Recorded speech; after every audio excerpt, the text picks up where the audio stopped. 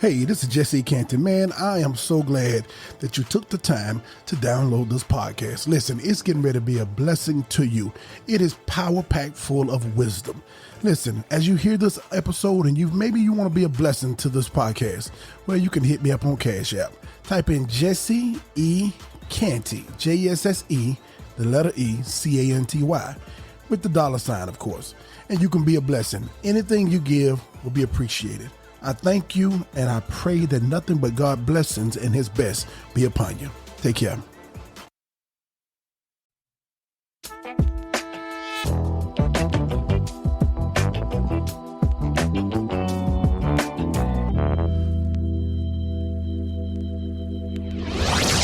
Welcome back to another episode of How Bad Do You Want It with your host, JesseECanty. This is episode number 9. This episode is actually just an introduction to something that I want to talk about a little bit more deeper in the future. But instead of waiting on it, I want to just put a little bit out there because I'm so passionate about this area. Most areas, in fact, if you see me in anything, I am passionate and I am committed in anything I do. If I don't have a passion and if I don't have a strong passion or fire for something, I don't commit myself to it. Therefore, I don't do it because I just believe in whatever I put my hands to do, I got to do it with everything I have. So in this area concerning this subject here, I've always been passionate about it, even as a little boy. And it's entitled, the area I'm talking about is entrepreneurship. And I want to say something. I want to just right off the top give props to everybody right now. I'm seeing people in my society, in my community. I am seeing so many people, so many friends of mine who have launched out in entrepreneurship and are doing outstanding. Let me give them a hand right now. I mean, I'm not lying to you. I'm telling y'all right now, I'm giving y'all a shout out. Because I'm seeing so many take on entrepreneurship and they're using their gifts and they're using their skills and using their talents and they're doing an outstanding job. Kudos to you. But I'm also seeing some that's they got a saying. I'm gonna talk a little bit about it on this episode. Are you an entrepreneur or a wantrepreneur?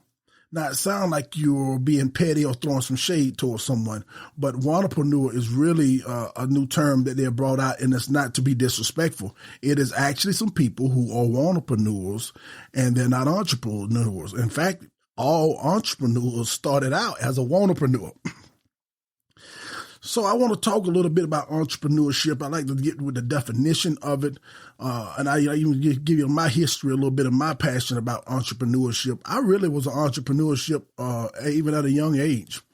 I remember, let me tell you this story here. My mom used to work at Hardee's and McDonald's when I was little.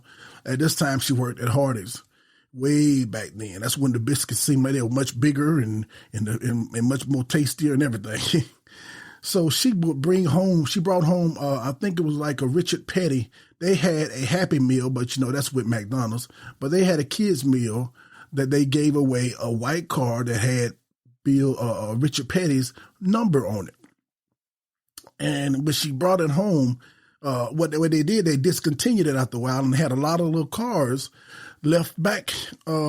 So she brought a bag of them home for us to play with, which us represented just me, because my other two brothers, my brothers and sister were older than me, and then Jerry didn't want to play with no cars. So what I did, I took all those cars, I looked at them. They was white cars with an orange number on the side of them. I can't remember what the number was. And when I saw that bag that my mama brought home, now this is probably at age 10. When I saw that bag, I heard ding, ding go off in my head. And I'm just basically explaining it to you. I took those cars to school and I started telling my Caucasian friends, because I knew they would have money on them. I said, this is Richard Petty. This is a memorabilia. I had to find the right words. A collection of Richard Petty. And this is going to be worth some money in the future. I'm selling it to you for $2. Man, I came back home with over $40-something. My mom said, how in the world did you do that? And I started telling her, she said, you a hustler. You a hustler. And I done that all through that school. But what I did not do, I did not rip anybody off. Now, I told a little bit of fib on that and made that product seemed like it was a little more worth it than what it really was. But they walked away happy because they got a Richard Petty copy of his car. And I walked away happy because I got $2 from it. And I'm going to give you all types of definition of the word entrepreneur. One of the things that makes you an entrepreneur, and this is a basic definition, this is Jesse's definition, is that if you're going to do any type of deal, make sure that both people walk away happy. If you walk away and you can't see that person that next day and you're running from them, you're not an entrepreneur. You're a scam artist. So, because entrepreneur, I believe that word need to be tagged upon people who have embraced the art of it, understand what it is, and treat it with much respect. The technical definition for entrepreneurship is a creative act made possible by the creative impulse that God gave us. Now listen to that. A creative act. If you are an entrepreneur, you know how many people are entrepreneurs, they only start in businesses after they're looking and seeing somebody else doing something. So what they do, instead of being inspired from what somebody else do, they want to copycat or duplicate what somebody else do, and don't even sometimes they don't change the name. Sometimes they don't try to change the recipe. Sometimes they just pick up what you done and keep doing it. And then they want to slap a title on them as entrepreneurship. You're not an entrepreneur. You're not a true entrepreneur if all you did was copy somebody else. I ask myself this question. First of all, if I have to steal, this is Jesse's principle. If I have to steal from you, I tell my employees this all the time. If your check is ever short, come back and say something to me. I guarantee you it's a mistake. Because if I have to steal from you to get what I have, then I ain't worth nothing.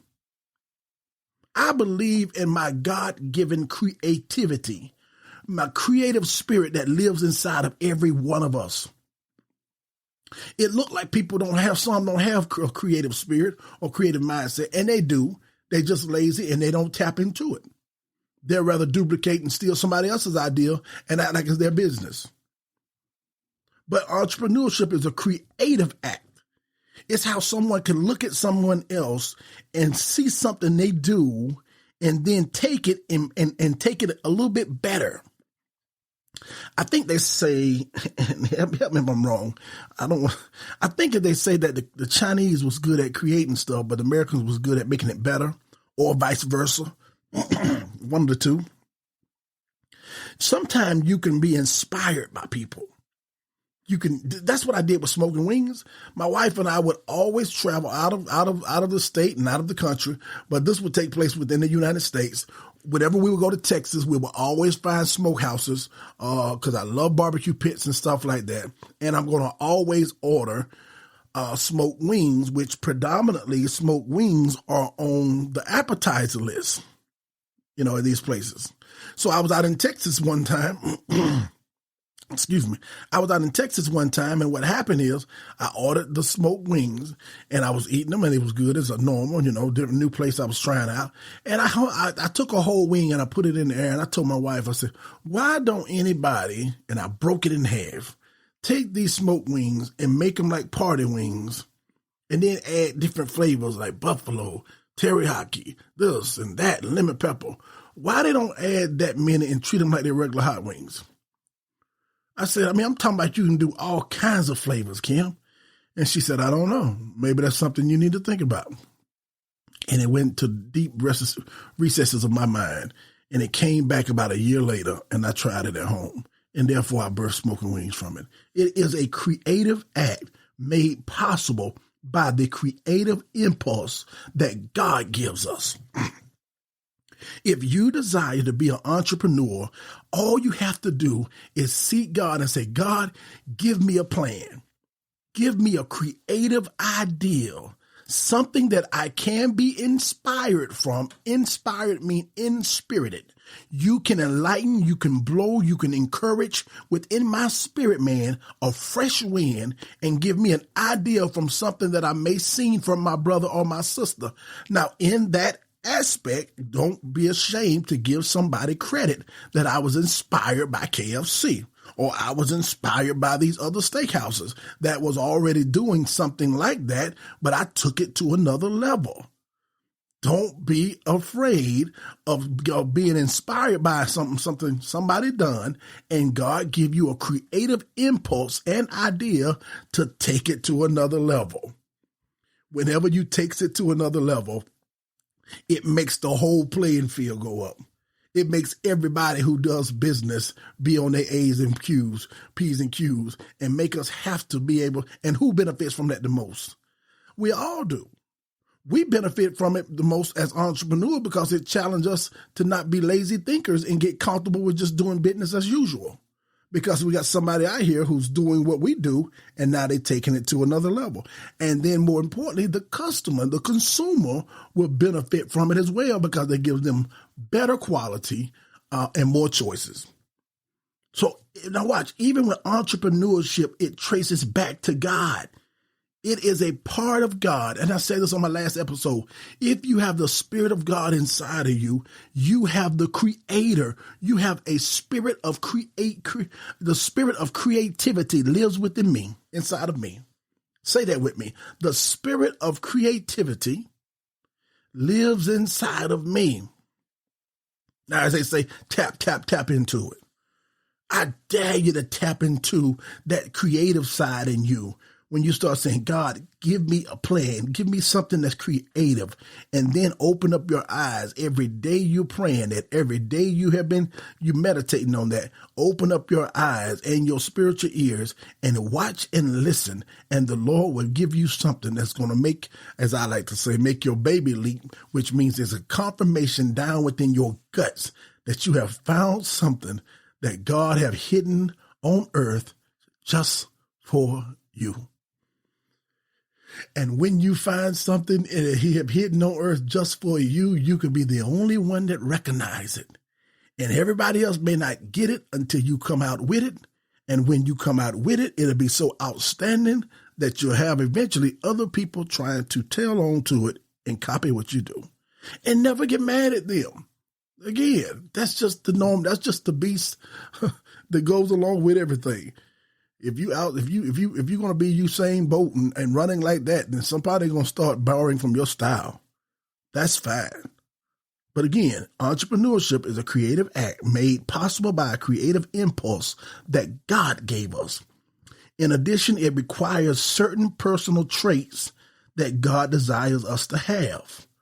Now, I'm going to read that another way, too, because I give you a lot of definitions of entrepreneurship.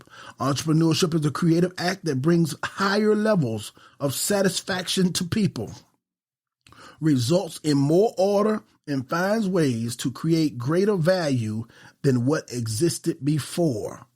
Now, I want to just give you a couple of people, then I'm going to get into the practical term of entrepreneurship. A couple of people in the Bible, was not a couple of people. There was a lot of entrepreneurs in the Bible. I just want to bring a couple of them to you. One is Abraham. And when you start reading about Abraham, which was Abram at this time in Genesis 13, Abram, man, he was a wealthy cat, man. And I like to talk like that. He's a wealthy individual who he was wealthy in livestock. He was wealthy in gold. He was wealthy in silver. The man had over 300 trained men that was accountable in Genesis 14 that was under his leadership, that lived under his house. What I mean by under his house, not just under one roof, but it was under his authority. We knew that when he had to go get his nephew Lot. Now this means he had over 300 employees that depended upon him. My God, one day I'm going to have that.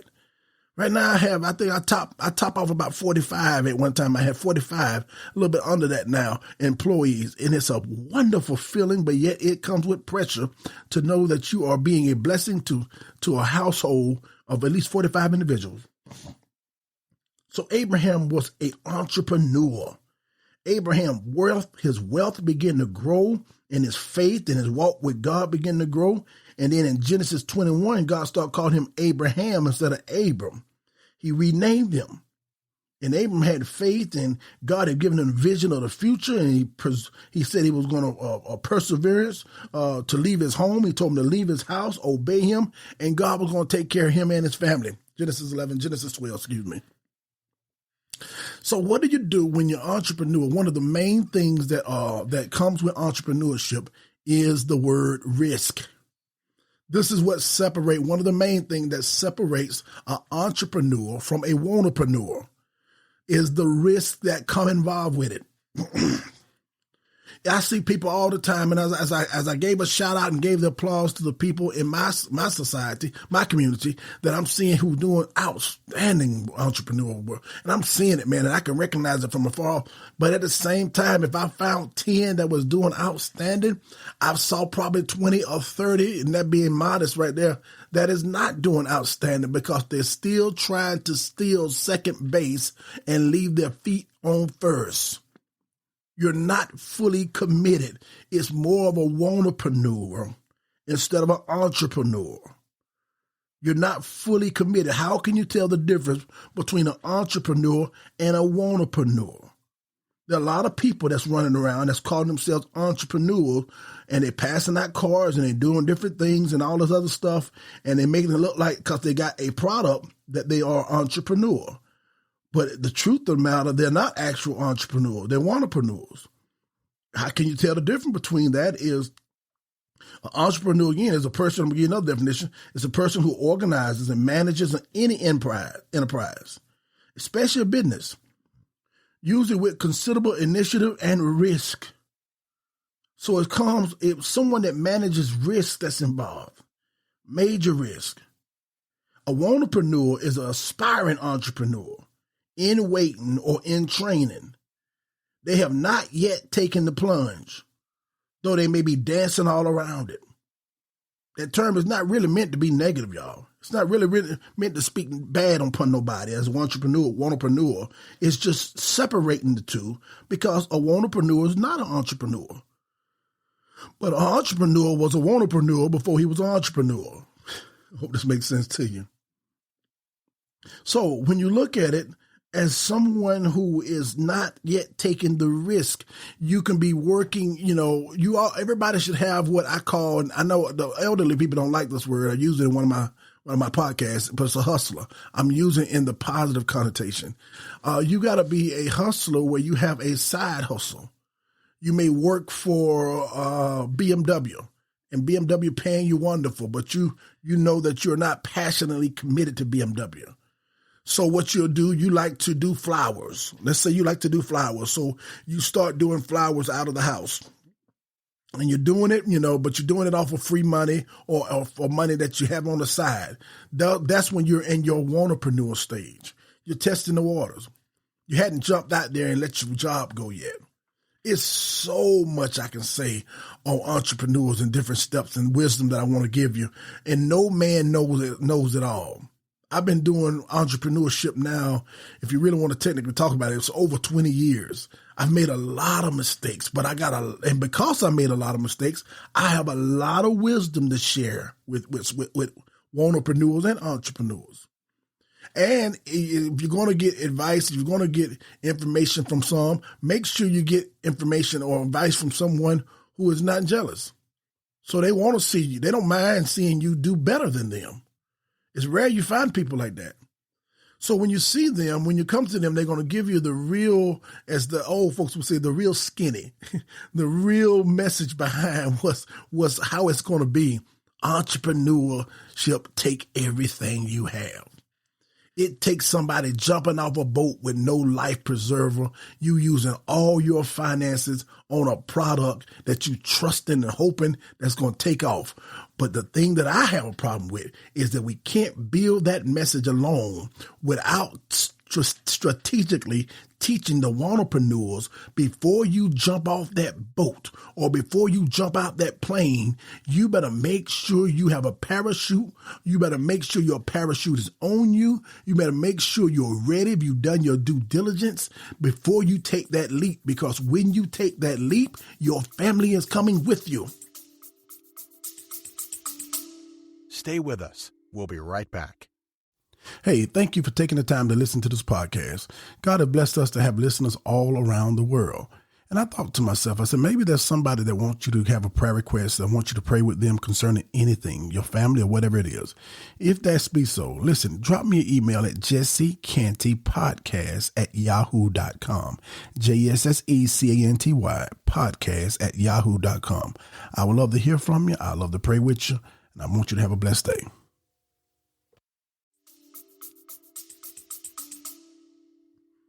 And some people create, they say they're entrepreneurship, and I can look at a business and say how that is really not a true business that will sustain you, because you may be borrowing from something that's already have been created, and you can never expand off of it.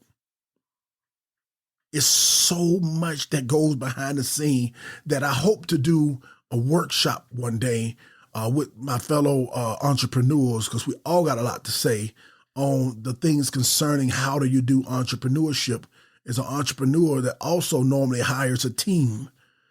And if people could understand what's behind the scenes that they don't see on entrepreneur, they only see the sign with your name, and they aspire to have your position and to be in ownership and work your hours or whatever. And they don't see even also too, they say most entrepreneurs may work open to close. I agree with that, but you should not stay at that level. I don't work open to close, and I don't work in any of my restaurants anymore. I'm not bragging, but I have paid the cost. I have been there, done that. You ought to be able to grow a business where you can eventually hire people to duplicate what you do. Now, when you do that, that's going to come with problems, because we're living in an imperfect world with imperfect people. And whenever you hire that many people, somebody going to come in that day and say, I'm not coming to work, and may not do your product right. And have people complain and say they done fell off. And that's not the case. It's kind of like a hit or miss. And those are things I don't want to really get into right now, but it's those things that definitely do need to be talked about as you go up the scale. Because anybody who's afraid or cannot take your product being scrutinized, then what they would do is go back to the baby stages and open and close their restaurant or their business by themselves, because they can't endure somebody talking about them. And you'll never grow beyond one location because you're only one person, and you'll never have a life. So it's different stages in this. When you are an entrepreneur also, you must understand that you study your product. You should know everything. And one of the things that I do when somebody comes to me and say they usually want some type of investment financially, and when you coming to me asking for financial investment on your product before you can convince me to believe in your product, we got a problem already. And I would test the waters and ask you what's the demographics or what some statistics is concerning your products. I will ask you questions that you should know. If you're going to be a cake baker, what's your top seller? Oh, okay, that's red velvet. How much it cost you to make your red velvet?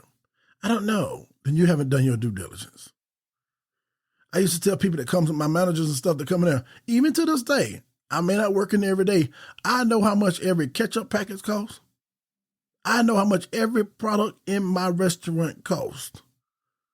And it's just because you have to know your business. You have to know your market. You have to know you have to know your product so much that when problems come up and people complain, that you can almost tell what's went wrong because you have been very familiar with that product. Entrepreneurship. Let me show you something with wannapreneur.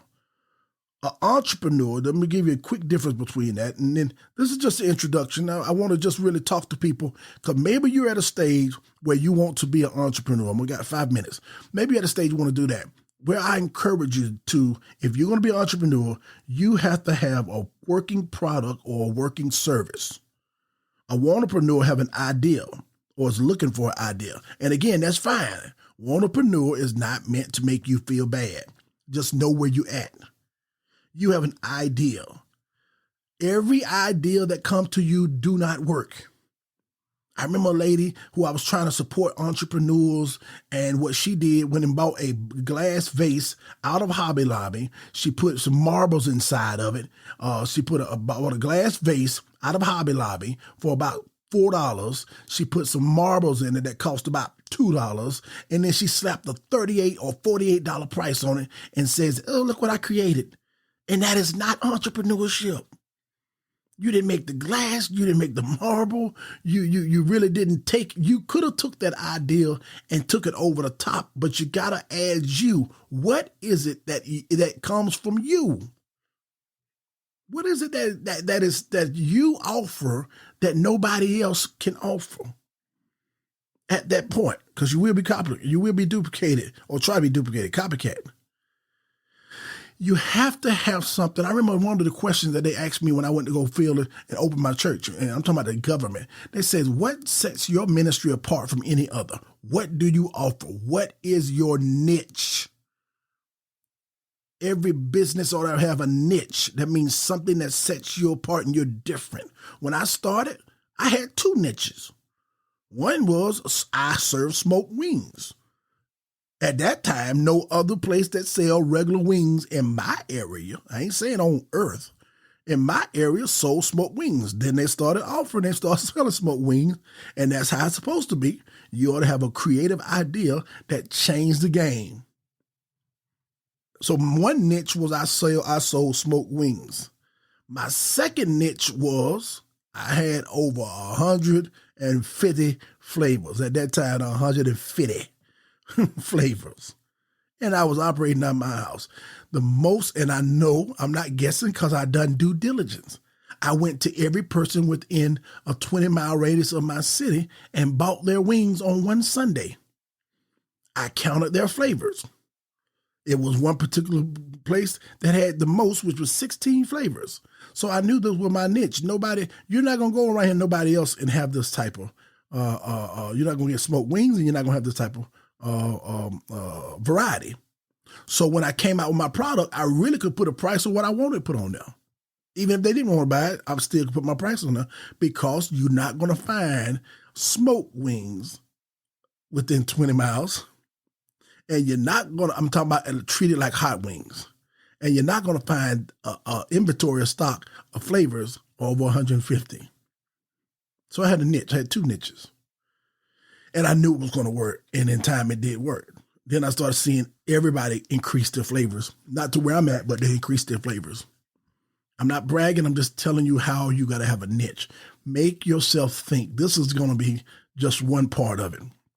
I'm not going to keep talking about entrepreneur right now because I'm in a different area, but I want to just make this and put this out there. So in my last 2 minutes, let me say this here. Or let me finish what I was saying. Entrepreneur have to have a working product or working service. They have to have a business and a working full-time, and they're working full-time in their business or probably have a team. A entrepreneur does not have a business or a company, and they're working part-time, and they're probably the only one. An entrepreneur has assumed considerable risk. A entrepreneur has assumed little or no risk. An entrepreneur is addressing a sizable market with the strategy and the business model. An entrepreneur has a vague notion of the market, no strategy from addressing it, and is not sure how they will make money, other than living beyond Facebook. Post it on Facebook and sell it. And I am not talking about that because that's how I got my start. Everybody getting their start that way, but you got to know where you at. Because if you think you're somewhere that where you're not, then you feel you have no room to grow or nothing else to learn. So again, I just wanted to come to you guys and just talk about the power of entrepreneurship. It was more like an introductory, but I hope it causes you to be inspired. I'm telling you, the greatest thing you could ever do is work for yourself. But the hardest thing you could ever do is work for yourself. So stay tuned to more episodes that's going to be coming in the future. I have a lot to say about entrepreneurship.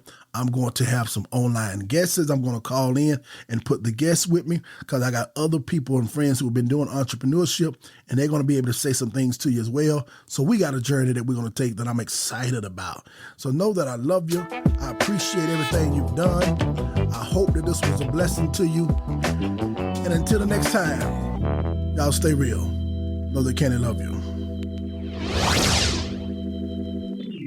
Hello, this is JesseECanty, and I want to sincerely say thank you for taking the time to listen to my podcast. I would greatly appreciate it if you would take a moment and leave an awesome review and subscribe to my podcast, as well as my YouTube page. I would greatly appreciate it. Until next time, may you all have a blessed day. Hey business owners, this is Rashad Brown with Swipe Fast, located in Columbia, South Carolina. We are excited to be partnering with Jesse E. Canty in the How Bad Do You Want It podcast. Since 2017, SwipeFast has been helping business owners like you save up to 99% in their debit and credit card processing fees. So if you process business to business or business to consumer payments, we have solutions that will meet your needs and would love to hear from you. You can reach us at swipefast.com/save. That's swipe spelled with the Y, or contact us at 1-800-597-0713.